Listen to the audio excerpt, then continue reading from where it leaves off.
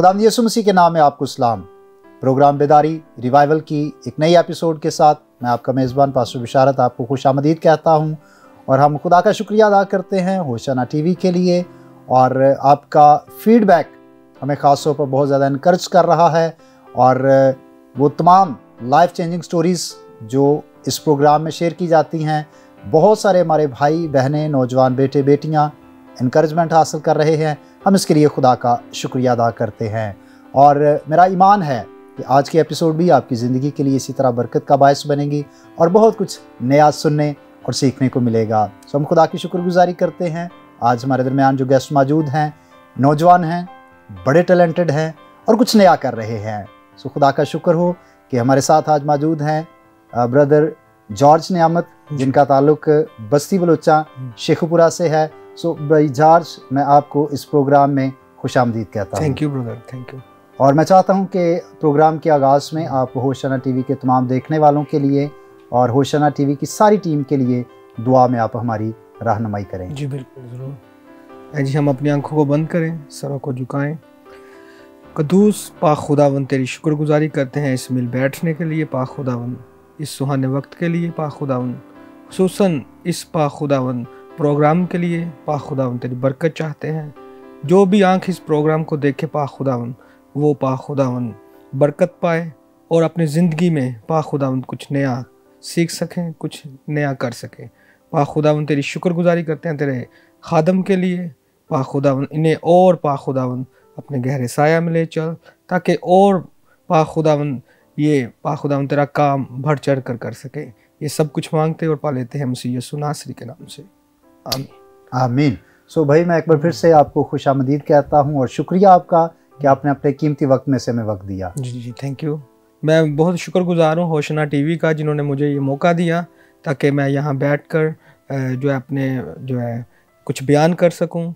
तो मैं खुदावंद का शुक्रगुजार हूँ कि खुदा ने ये जो है एक प्लेटफार्म जो है होशना जो एक प्लेटफार्म है, ये मुझे जो है आज यहाँ पे बैठने का मौका दिया। खुदावंद की शुक्रगुजारी मैं करता हूँ ताकि आपके दरमियान में मैं बैठ के कुछ शेयर कर सकूँ, कुछ आपसे सीख सकूँ, कुछ मैं अपनी बातें शेयर कर सकूँ। अच्छा, आप अपना तारफ़ मुख्तसर तौर पर हमारे देखने वालों को करवाइएगा कि कहाँ से ताल्लुक़ है और ख़ास आपकी फ़ील्ड क्या है? मेरा ताल्लुक़ जो है वो शेखुपुरा से है, शेखुपुरा बस्ती बलोचा से। और मैं म्यूज़िक टीचर हूँ। मैं army public school and college में जो है वो बतौर म्यूज़िक टीचर जॉब कर रहा हूँ। और दैन इसके साथ जो है वो निशाद केयर फाउंडेशन में भी मैं म्यूज़िक की जॉब कर रहा हूँ। और इसके साथ ही अपनी पियानो अकेडमी जो है वो मैं रन कर रहा हूँ शेखुपुरा में। तो खुदावंद की शुक्रगुजारी है कि वो मुझे म्यूज़िक में इस्तेमाल कर रहा है। अच्छा, बहुत सारे लोग जो म्यूज़िक से रिलेटेड हैं, मोस्टली ये देखा गया कि ये ख़ानदान में एक तरह से चला आ रहा होता है। वालिदैन या फैमिली में कोई बड़ा होता है जो म्यूज़िक से रिलेट होता है, तो आगे फिर वो दूसरी जनरेशन में भी जाता है। तो क्या ऐसा कोई माहौल घर से मिला या कैसे शौक पैदा हुआ? जब मैंने म्यूज़िक का आगाज़ किया तो मुझे जो है हमारे ख़ानदान में भी कोई म्यूज़िक नहीं था प्ले करता, हत्ता कि सुनते भी नहीं थे।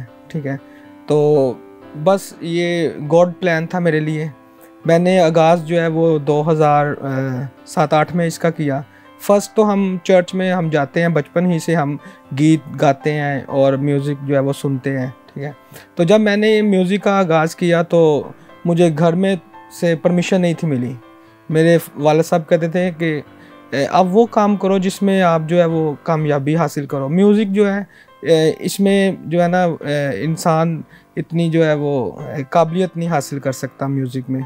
तो उन्होंने मुझे जो है ना उनकी बात जब उन्होंने मुझे ये बोला तो मुझे बड़ा फील हुआ कि एक जैसे इंसान का दिल टूट जाता है। मेरे साथ ऐसा हुआ।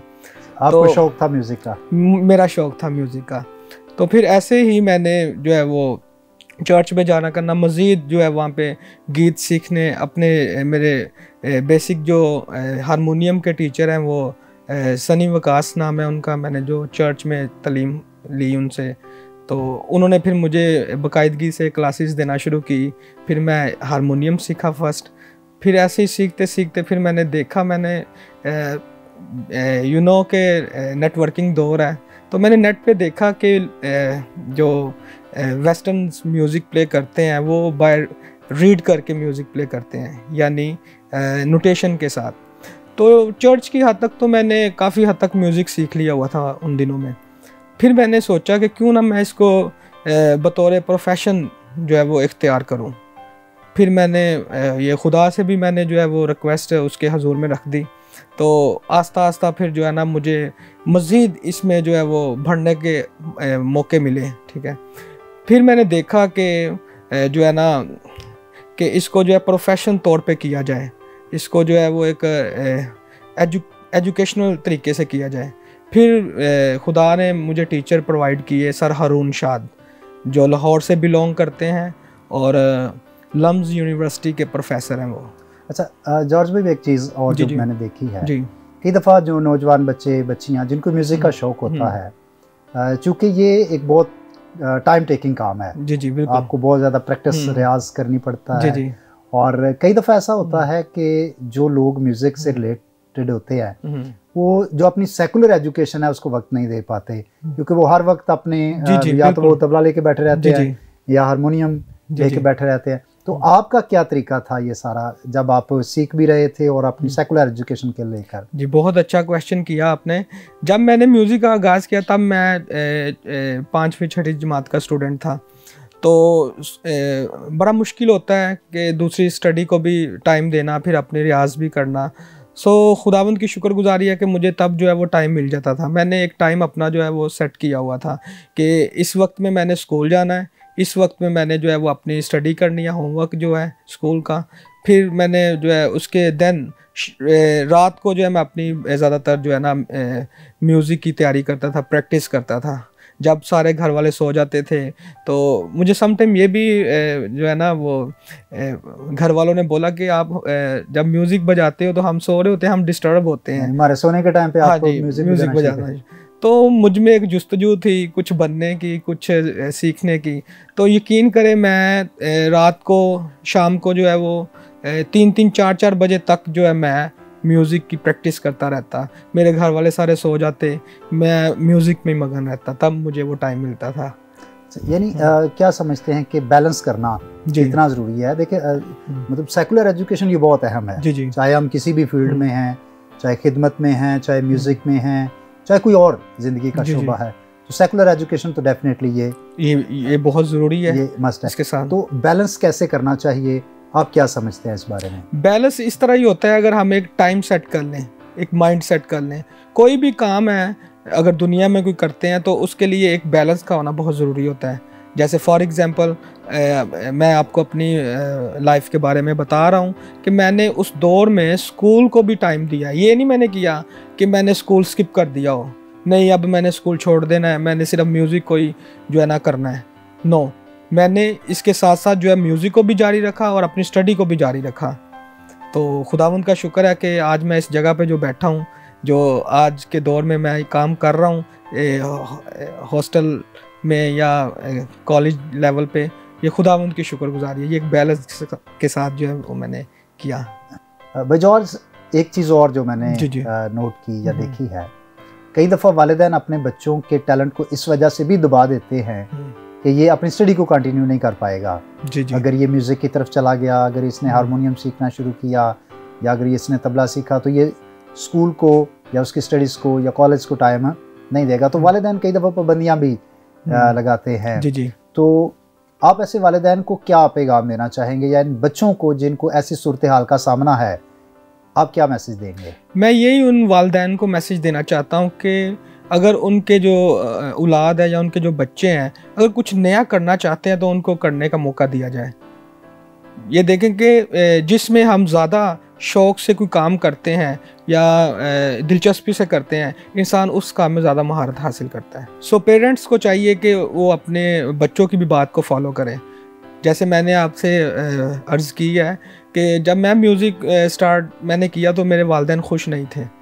मुझे उन्होंने काफ़ी बार बोला कि आप इसको छोड़ दो, इसमें कोई फ्यूचर नहीं है। सो मुझे ये चीज़ नज़र आ रही थी इसमें, एक यानी कि खुदा मुझे गाइड कर रहा था कि तू यही कर। तो खुदा का शुक्र है मैं चर्च को भी रन कर रहा हूँ, the biblical church of God, वहाँ पे मैं प्रस्तिश करता हूँ, यानी खुदा को भी मैं टाइम देता हूँ। बचपन में या जो लड़कपन का आपका दौर था, तो उस वक्त चर्च एक्टिविटीज़ क्या थी, या घर से और कलीसिया से कैसा माहौल मिला? जबकि मेरे पेरेंट्स जो हैं वो इतने पढ़े लिखे नहीं थे, तो ये खुदावंद की शुक्रगुजारी है कि हमारे जो है सोच में या हमारी समझ में ये बात थी कि हम चर्च जाया करें। हमने चर्च संडे स्कूल भी जो है वहाँ पे जो है संडे स्कूल को भी हमने जो है अटेंड किया करना, और उसके बाद ये है कि संडे स्कूल की एक्टिविटीज़ में भी हमने जो है हिस्सा लिया, ठीक है। सो ऐसे ही करते करते जो है वो फिर एक रेगुलर हम हो गए इसमें। सो फिर इसको करते करते फिर एक आदत पड़ गई हमें चर्च जाने की, संडे स्कूल के साथ जो है प्रोग्राम्स करने की। सो ऐसे ही जो है ना वक्त गुजरा है हमारा। हर कलीसिया में ऐसे लोग मौजूद होते हैं जो ऑलरेडी क्वायर चला रहे होते हैं, वो म्यूज़िक प्ले करते हैं, मुख्तलिफ जो साज कलीसिया में बजाए जाते हैं।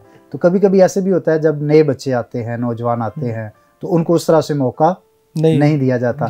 तो आपको भी किसी ऐसी मुश्किल का सामना रहा? जी, ये तो अगर देखें ना, अगर हम देखें इसको, मुश्किलात तो पहले हैं, ठीक है। हम जब चर्च में जाते थे कुछ ऐसी वजूहात बन जाती थी जिससे हम जो है वो दिल टूट जाता था हमारा कुछ ऐसी बातों से जो है, तो होपलेस फिर भी हम नहीं थे होते, नाउम्मीदी हम में नहीं थी, फिर भी हम जो थे उस वक्त को इग्नोर करते थे, ठीक है। तो बस यही है कि खुदावंद का शुक्र है कि इसको करते करते करते हम यहाँ तक पहुँचे हैं। एक अच्छा उस्ताद तो वो है जो अपने शागिर्द भी जी तैयार करता है।